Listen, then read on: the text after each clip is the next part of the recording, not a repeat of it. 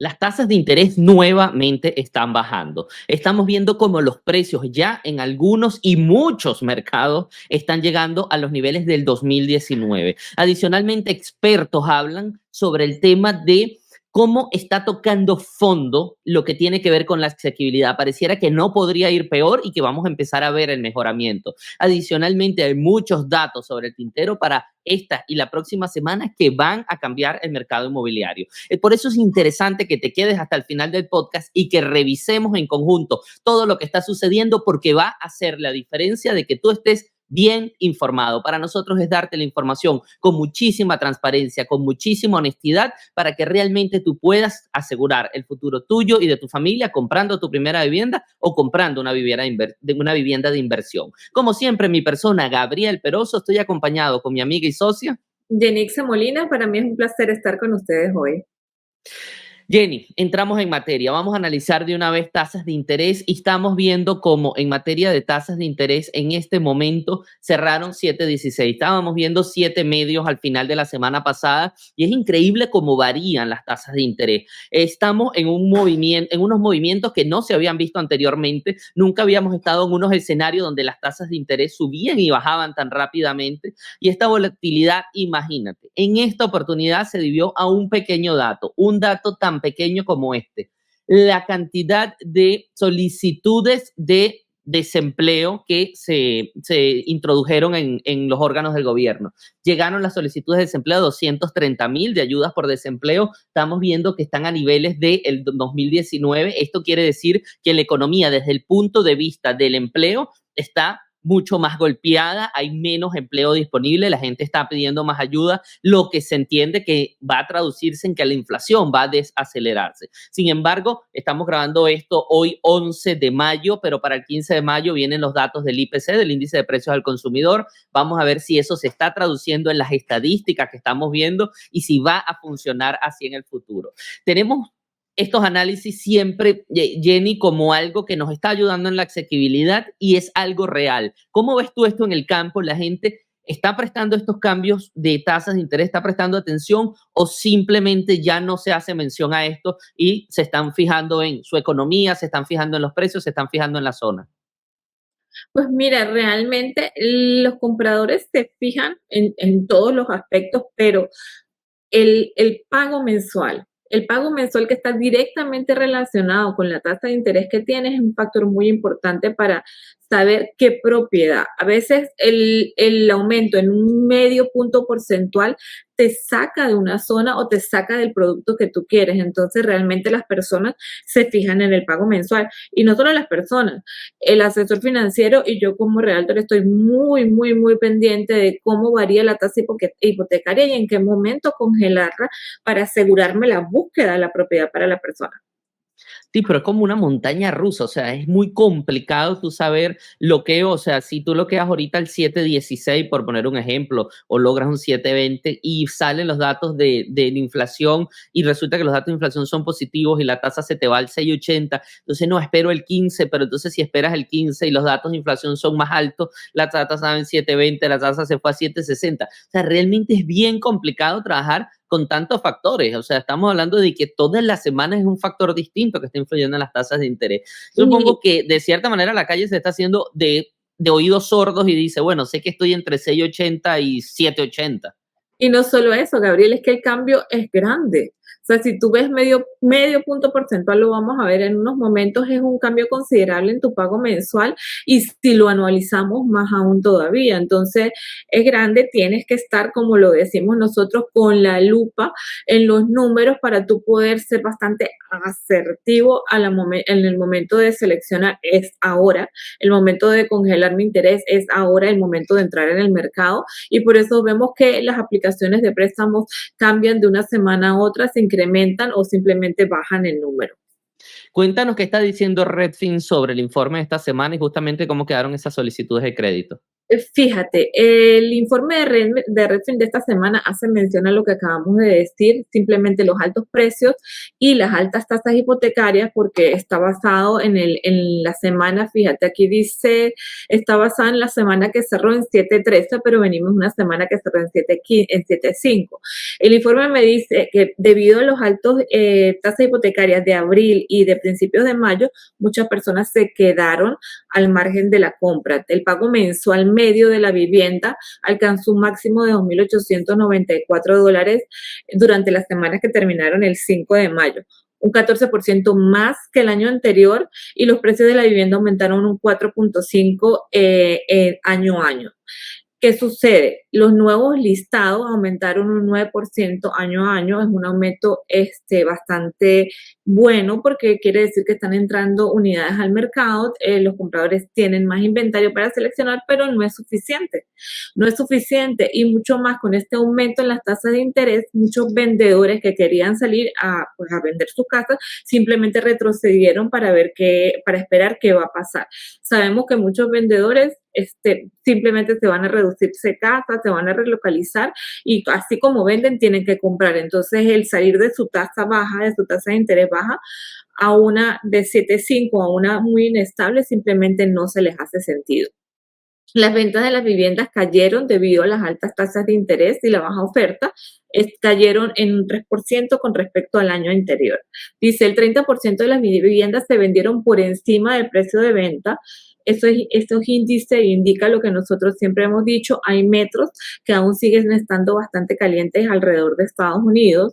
Dice, en la semana anterior el 32% eran las que se vendieron en sobreprecio y el año anterior 50%.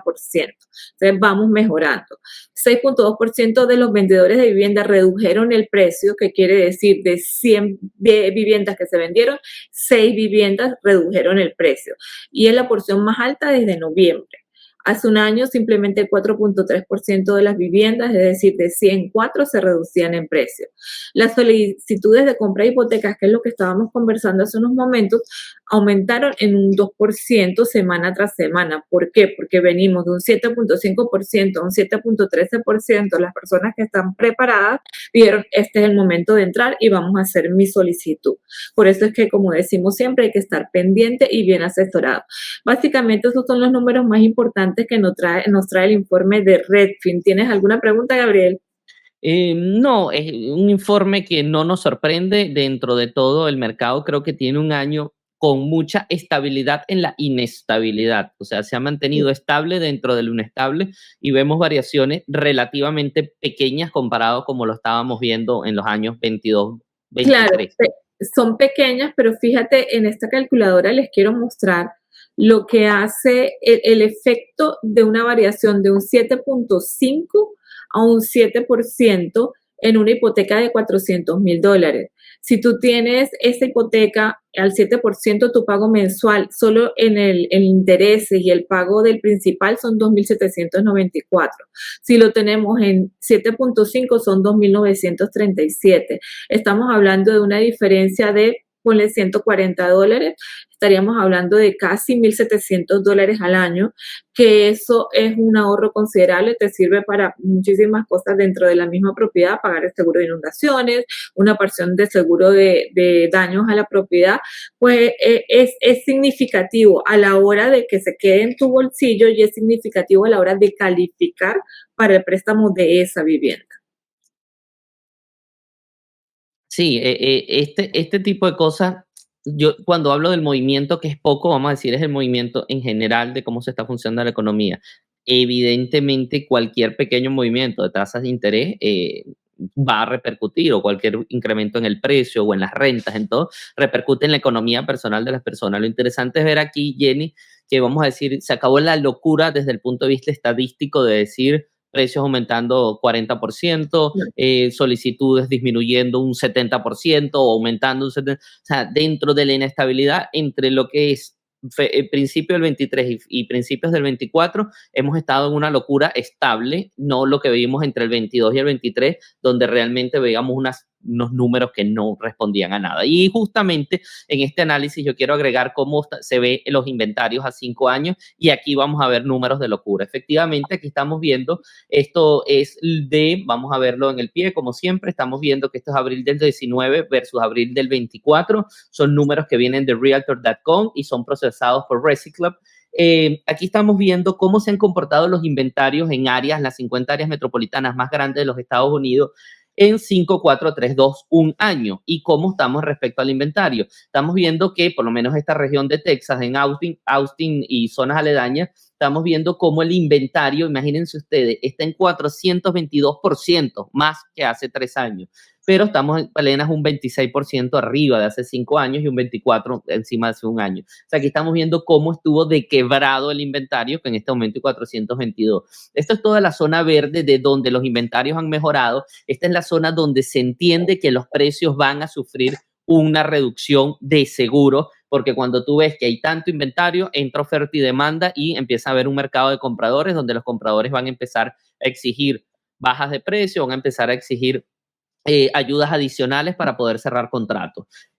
Analizando zonas de lo que es el este del país, está Tampa en Florida, donde es la primera ciudad o la primera región donde efectivamente estamos volviendo a los niveles de 2019 en inventario, un 313 y un 327 más que en los momentos pico. Quiere decir que esta zona se estaría regularizando y ahí vamos a ver aumentos de precios de un 3, un 4%, o sea, más ligado a la inflación que ligado a la especulación.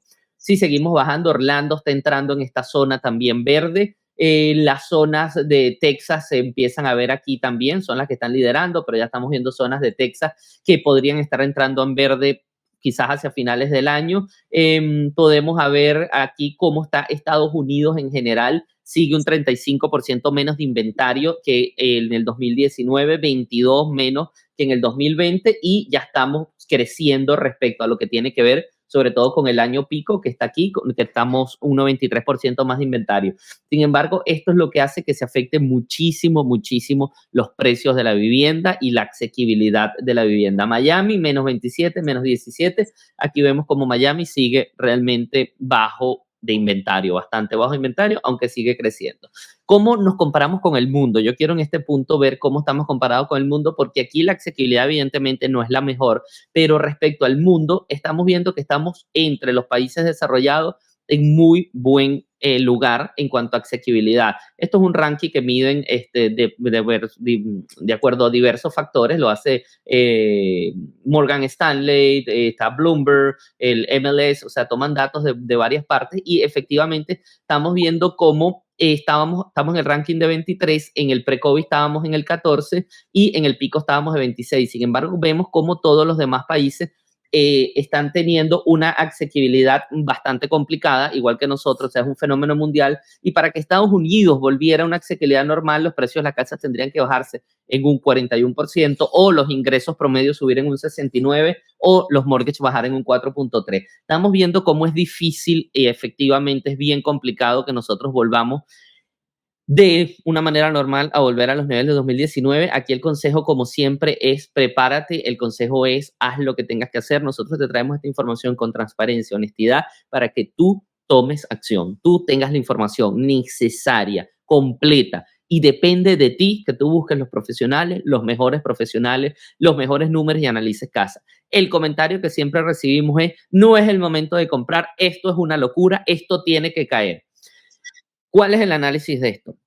Es una locura comprar si tú consideras que es una locura comprar, pero rentar es mucho más sencillo. No, rentar sigue siendo complicado. Entonces, entre estar rentado y comprar, ¿qué consideras tú que es lo mejor? Siempre va a ser lo mejor ser dueño de tu propia vivienda. Entonces, donde un mercado está convulsionado, es mejor ser dueño de tu propia vivienda. Donde un mercado está convulsionado, no esperes que caiga, porque si hay una caída estrepitosa, si no estás preparado, igual no la vas a aprovechar. O sea, esa gente que está en Miami dice, yo voy a esperar porque estos precios están incomprables. Espera, pero lo que va a pasar es que los precios van a continuar subiendo. O sea, aquel que esperó en New York que los precios bajaran para comprar, te aseguro que debe tener 70 años esperando que los precios bajen para comprar y sigue pagando renta, síguele pagando la casa a otra persona, y el que sí tomó acción sobre eso, ya compró, ya sacó plusvalía, ya sacó el crédito bancario, ya refinanció cuando las tasas bajaran, ya hizo todo lo que tenía que hacer, cumplió su tarea, tiene $500,000 en el bolsillo con una sola unidad de vivienda y tú todavía estás esperando el momento en que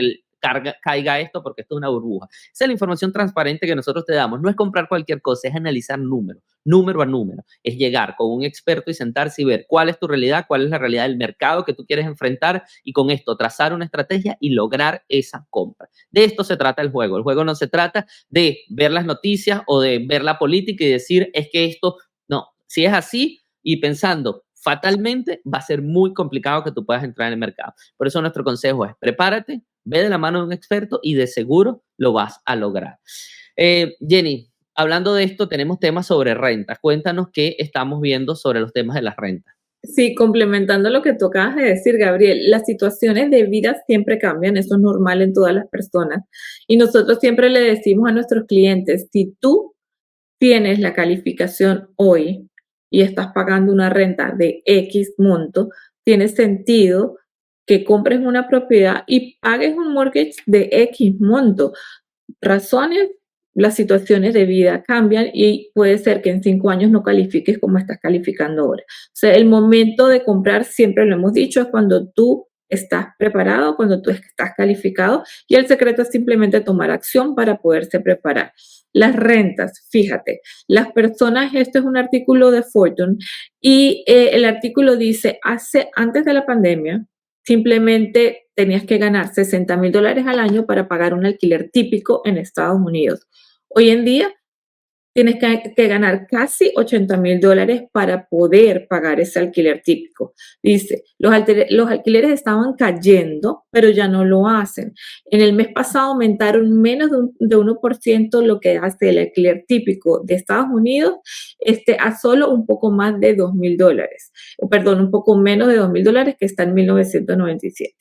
Dice, esto significa que para permitirse cómodamente el alquiler, que se define alrededor de un 30% de los ingresos, necesitas ganar casi $80,000. Hace 5 años solo necesitabas ganar $60,000 al año. Fíjate, han aumentado muchísimo, ha aumentado un 31.5%. Lo acabas de decir en el artículo anterior, los ingresos a nivel de Estados Unidos no han aumentado de esa manera. ¿Cuál es la solución? La solución es que tú asegures tu lado y probablemente cuando tú compras, tú simplemente, te puedo decir que congelas tu pago mensual. Los impuestos de la propiedad cambian, el seguro de la propiedad cambian, pero el pago principal e intereses se mantiene fijo. Esa es una solución, calificar para que esto no te suceda. Yendo más a detalle, dice los alquileres, cuando yo segrego lo que son los multifamilies y los single family home, los alquileres unifamiliares han aumentado un 38.3% desde el inicio de la pandemia y los alquileres multifamiliares han aumentado un 25.1%. ¿Cuál es la razón? Sabemos que a raíz de la pandemia las personas simplemente quieren irse a sitios más grandes.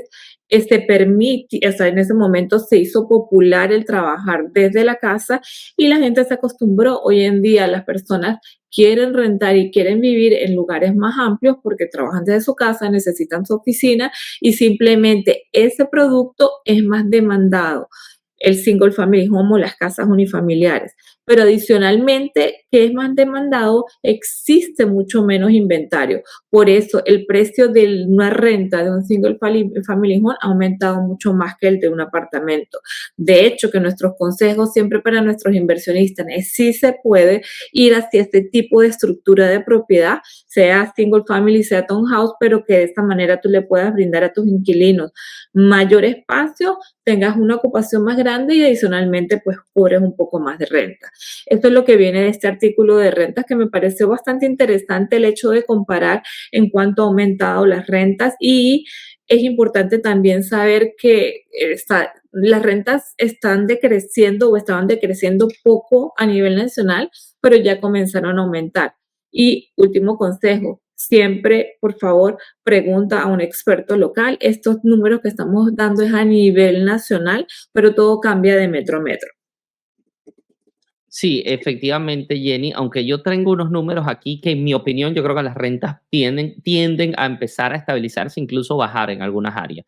Hay muchísima construcción nueva para renta, evidentemente las áreas metro. Aquí vamos a ver, déjame ver primero esto. Esto es cómo está la cantidad de apartamentos vacíos, esto es de Apartment List. La cantidad de apartamentos vacíos, estamos a los niveles de 2017, en algún momento del 2020, del 2024, 6.7% es la cantidad de apartamentos. Mira esta curva, como fue pronunciada, llegamos al 3.9 en octubre del 2021 y esta curva viene subiendo. Esto es oferta-demanda una vez más. Yo no creo que las rentas sigan subiendo o escalando. Hay áreas muy específicas, áreas metros, donde hay muchísima demanda, pero en general se tiene que estabilizar. O sea, adicionalmente, la falta de asequibilidad presiona un poco el mercado de renta, porque si tú no puedes comprar, evidentemente vas a ir al mercado de renta, pero cuando las tasas tienden a estabilizarse hacia final del año, que la Fed baje un poco y tengamos tasas de interés al 6%, donde entre un poco más de personas a la asequibilidad y entiendan la importancia de comprar una vivienda, el mercado de renta se va a ajustar un poco más y va a ser una opción, por lo menos para aquellas familias en formación o aquellos profesionales jóvenes que no pueden entrar, pero sí efectivamente la renta está ahí y forma parte. Sin embargo, esto es lo que realmente afectó. Esto resume un poco lo que tú estabas hablando. Esto es cómo aumentaron las rentas, cómo han aumentado los ingresos y cuál es la diferencia. Aquí estamos viendo, en general en Estados Unidos, las rentas aumentaron un 30.4%. Han aumentado un 30.4% desde el 2019 al 2023, mientras que los ingresos aumentaron solo un 20%. Hay un gap ahí, una diferencia de 10% que queda, que no se está cubriendo. Entonces, básicamente, esto en Estados Unidos vemos zonas como Tampa o como Miami, donde efectivamente las rentas aumentaron mucho más versus lo que fue el ingreso y las diferencias son mucho más abismales. Y aquí vemos mercados, incluso sobre todo en California, donde las rentas como no aumentaron tanto y los ingresos se aumentaron, efectivamente quedó un poco más favorecida la renta. Pero este escenario se revierte cuando empezamos a tener oferta, porque efectivamente al tener este nivel de oferta con estas curvas subiendo, vamos a ver cómo estas rentas van a tender a no subir y los ingresos van a seguir subiendo porque suben año a año, no mucho, pero siguen subiendo y las rentas se van a enfriar. Esto puede cambiar considerablemente el escenario, lo que digo, para profesionales jóvenes y para aquellas personas que todavía no puedan entrar en el mercado de compra y quieran tener una vivienda. Tenemos adicional, Jenny, tú nos venías a hablar de lo que Redfin, la cabeza de Redfin, el director de Redfin, juntamente está hablando de lo que es tocar fondo. Cuéntanos qué nos está Claro. diciendo él. Tocamos fondo. ¿Cómo fue esa tocada de fondo? Sí, ya te comento, sabes que adicionalmente a lo que estabas hablando de los multifamily y de las rentas, quería agregarte que los multifamily siguen siendo una excelente opción para las personas que están empezando, sobre todo cuando vienen de corporaciones, porque ¿qué se está viendo? Se está viendo bastante, más que todo un descuento al tu entrar. No tienes que poner tanto depósito y eso te ayuda. Nuevas familias, personas que están saliendo solteros que están saliendo, solteras que están saliendo de la casa de sus padres. Es sencillo ir hacia un rental community que no te pide nada de depósito, que simplemente con un buen score de crédito y un buen ingreso mensual, un trabajo, puedes pagar una renta y vivir cómodamente en un apartamento. Entonces, probablemente no veamos un descenso grande en las rentas, pero sí vemos grandes beneficios en el momento de no dar depósito, tener el estacionamiento gratis o muchos fees que simplemente van a ser eliminados para promover que ese vacancy o esos apartamentos vacíos se reduzcan. Entonces, eso es una muy buena opción. Volviendo al tema que me preguntaste del artículo realmente dice que la vivienda ha tocado fondo, ya lo que se refiere es lo que hemos conversado durante el podcast, intereses altos, precios de la vivienda altos, simplemente es un tiempo difícil para las personas que están comenzando a adquirir o que piensan comenzar a adquirir su primera propiedad. Dice, los precios de la vivienda se dispararon durante el auge inmobiliario impulsado por la pandemia. Personas están trabajando desde casa, las tasas hipotecarias eran históricamente bajas. Luego, ¿qué sucedió? La inflación sucedió, eso se hizo que se elevaran las tasas de interés para controlar la inflación y los precios de la vivienda simplemente no cayeron. Básicamente este es el resumen de la historia que nos trae este artículo y es lo que sucedió. Hoy en día los altos precios de la vivienda más los intereses, ¿qué hacen? Significa que los jóvenes o las personas que quieren comprar su primera vivienda sean los más afectados. Se esperaba una corrección de los precios, todo el mundo esperaba una corrección de los precios, bueno, no todo el mundo, la mayoría, muchas personas pensaban que había una burbuja, lo cual simplemente no era cierto desde el punto de vista inmobiliario porque no había oferta. Los precios han subido inclusive en este 2024 5% año a año a lo que es a nivel nacional. Han tocado fondo. Básicamente el artículo dice sí han tocado fondo porque estamos con tasas altas y precios elevados. Hay espacios, hay zonas por decirte, en Texas o por decirte en la Florida, donde existen ciertos mercados donde ya el inventario inclusive está por encima de donde estaba antes de la pandemia, donde el tiempo para salir a una propiedad del mercado, para entrar en contrato, es inclusive más larga que lo que era antes de la pandemia y estamos comenzando a ver correcciones de precios. Se están comenzando a ver en ciertos mercados, pero no en general. No se puede decir que eso está sucediendo en toda la parte inmobiliaria de los Estados Unidos, sino son micromercados que están pasando. No sucede en California, en algunas partes de California, no sucede en algunas partes de la Florida como Miami. Todo depende del metro, por eso siempre te aconsejamos que estés al lado o que vayas a preguntar si estás en esos metros a un especialista del área. Sí, lo hemos dicho en varios podcasts, esto que les voy a mostrar, que tiene que ver con nueva vivienda. La nueva vivienda sigue siendo una de las principales opciones de compra que nosotros podemos tener en estos momentos.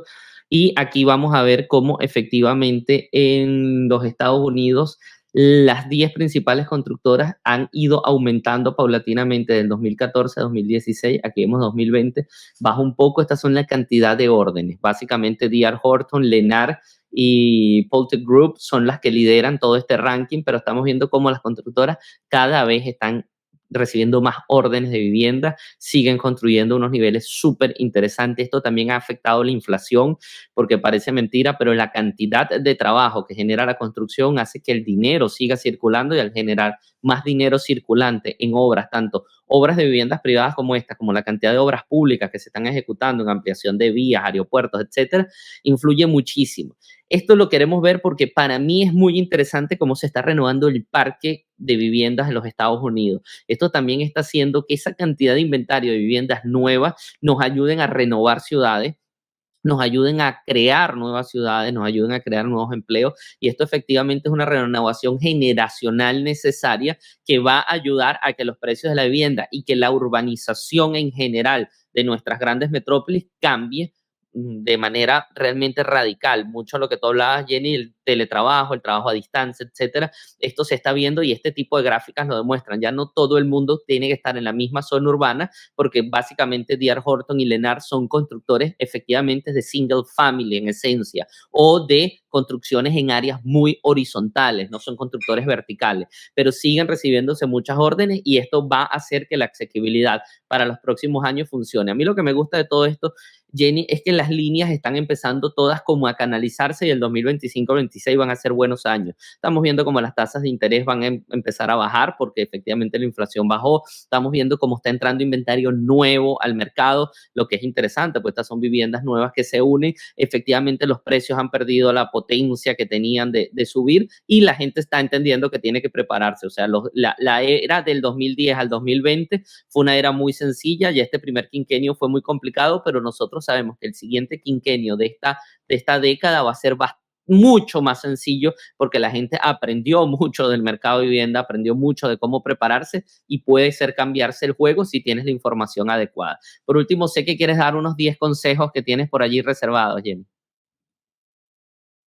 Sí, Gabriel, realmente vi el artículo y me pareció muy interesante, sobre todo traerlo aquí al podcast, porque es común. Es común que los clientes te pregunten, ¿qué puedo hacer con mi casa? O después de que la compran, decir, ajá, Jenny, ahora, ¿qué es lo más importante para renovar? ¿Qué me aconsejas? ¿Qué hacemos? Y el artículo te dice las 10 formas en que las personas aumentan el valor de su casa. tú estás comprando una propiedad para vivir, pero adicionalmente es una inversión y es algo que te ayuda a capitalizarte en el transcurso de tu vida. Entonces tienes que ser muy asertivo a la hora de decidir qué vas a renovar y qué vas a cambiar dentro de ella. Renovaciones son importantes y mantenimiento es esencial. Si tú no mantienes una propiedad simplemente en el tiempo, no va a aumentar, no va a tener la plusvalía que tú piensas que puede tener y simplemente va a ser difícil de vender o va a ser difícil de rentar cuando sea una propiedad, cuando quieras obtener el capital o convertirla en una propiedad de inversión. ¿Qué son las áreas de la casa que te generan más dinero? Lo dice el artículo y realmente por experiencia es así, el baño y la cocina. Estas dos unidades, esos dos espacios dentro de la casa son esenciales de tú mantenerlas bien.